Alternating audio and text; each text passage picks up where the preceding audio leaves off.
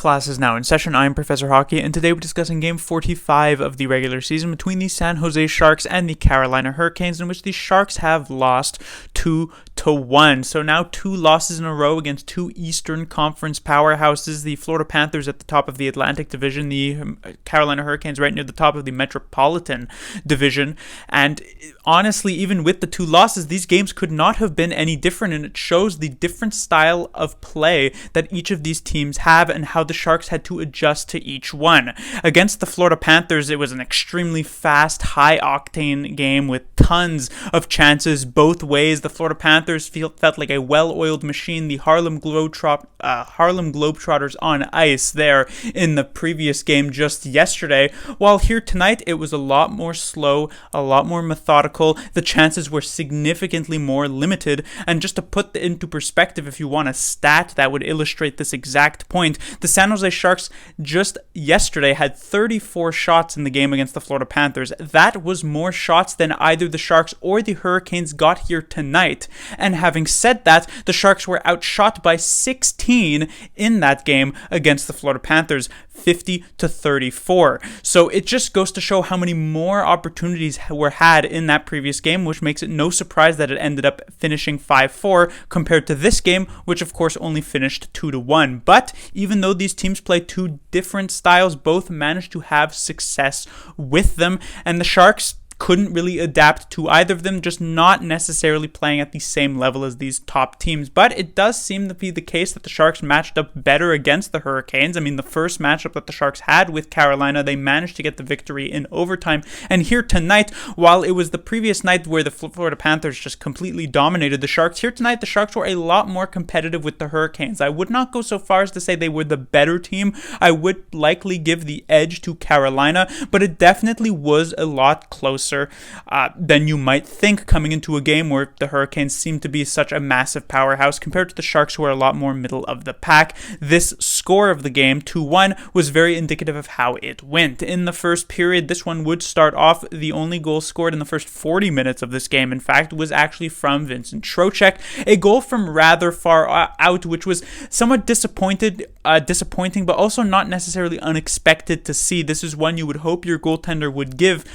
be able to make the save on, but it's also somewhat understandable considering the fact that James Reimer, for whatever reason, was actually given the back-to-back start here after he had made almost 50 saves in the previous game against the Florida Panthers, did everything he possibly could to try and get the Sharks to 2 points in the previous night. He is once again given the green light to go here tonight against the Hurricanes. I guess it sort of makes sense because after the game on Tuesday against the Tampa Bay Lightning, the Sharks do have a pretty sizable break, and so you're not necessarily at a massive risk of tiring players out for, let's say, the long haul of the season.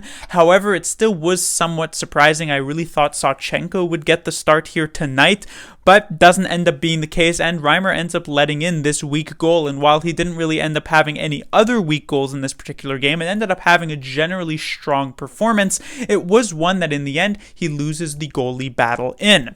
But anyway, we move on into the third period. It's the Hurricanes with the 1-0 lead, and the Sharks actually managed to get the game-tying goal in this one. That came from Rudolfs Balcers a few minutes into the third period, and the game was tied at 1. And that was after the Sharks had done a decent bit of pushing in the third period. However, after the game got tied, the Hurricanes showed why they are much higher in the standings than the San Jose Sharks, got tons of chances for themselves, and eventually, with about 4 minutes to go in the third period, would get the go-ahead goal and the game-winning goal in the end from Andrei Svechnikov to take the 2-1 lead, and the Sharks just couldn't really get that equalizer at any point. They came very close in about the last minute of the game. Noah Gregor on the backhand gets interfered with enough by Brett Pesce to not be able to get the shot away, and then it's a 6-on-5 for the Sharks. The goaltender pulled with about 53 seconds to go, and the Sharks basically couldn't even enter the zone until about 10 seconds left. It felt as though, even though the Sharks had the extra man on the ice, that it was actually the Hurricanes who had an extra man on the ice, because the forecheck of the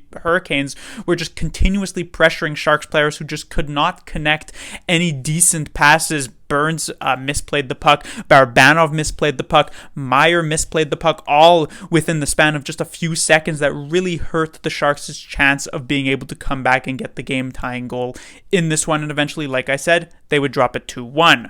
On to the lineups. There were a couple of changes changes. There was that main point that I pointed out in the previous game against the Florida Panthers, which was that when Meyer is paired with Logan Couture on the top line, he ends up in a situation where he faces off against the opposing team's top players, because that's exactly Logan Couture's role on the team. And so Bob Brunner seems to have also realized this, and Meyer was put back with Tomas Hertl and Barabanov to reunite that strong offensive line, and Balcers was pushed up with Couture and Dahlin. And honestly, that first line looked quite solid, I would say. Both Balcers and Dahlin had some very nice games, some solid chances. Balcers, of course, scored. Dahlin came very close to scoring, and Logan Couture also looked pretty solid. But surprisingly, on the other hand, the second line for the San Jose Sharks didn't necessarily look all that great. This Hertl and Meyer line had maybe 2 to 3 decent shifts in the offensive zone, but certainly not at the level that we were expecting and what we were seeing from this line just about a week ago for so long. So that was definitely somewhat disappointing to see. They had, like I said, a couple good shifts, but nothing super consistent. When it came to the third line, I would say that they have certainly picked up their pace over these past couple of games. I talked about how they were likely the Sharks' best line in the previous one against the Florida Panthers, and while they do not get that title once again here for the second straight game, they did still look pretty decent. Nieto had a very good chance, and generally they did okay enough, I guess you could say. On the fourth line, we had a couple of substitutions, if that really matters. Noah Gregor kind of in an awkward spot where he has been playing rather well on the offensive side of things, but he's with essentially 2 pylons in every type of situation. Last game, it was with Weatherby and Gadjevich. This game, it was with Peterson and Viel. Neither of those 2 players are doing much of anything. Peterson did have one chance, a very nice chance in front of the net, but he ends up shooting it wide, and otherwise not much doing there. Meanwhile, Gregor had a couple of very good chances for himself, but as is the per usual for Noah Gregor, he couldn't bury on any of them. On to the defensive side of things, we had Ryan Merkley coming into the lineup. No surprise, since of course Mario Ferraro got injured in that game against Florida and he was not ready to play here tonight. Also, again, no surprise there. And this is where I do have a bit of a disagreement with how this was handled from Bob Brunner. So we already know that last game, Brent Burns played almost 34 minutes of time on ice. That was already well in excess, but at the very least somewhat understandable, because the Sharks were running with just 5 defensemen for the vast majority of that game because Ferraro got injured very early on. Here tonight, though, the Sharks had 6 defensemen, and I would say 6 capable defensemen, none of them necessarily needing massive sheltering, and yet Brent Burns was still given over 28 minutes here tonight. He played over an entire game's worth of play in about 24-hour time span this weekend, which for a 36-year-old Brent Burns is probably not an optimal way to go. And it'd be one thing if this was a Brent Burns who was still, 4 years ago, right there in the prime time of his career where he was really able to handle these massive minutes. But here tonight, you could absolutely tell, especially as this game wore on, that Brent Burns just looked dead tired at times in the defensive zone, much quicker than he usually would.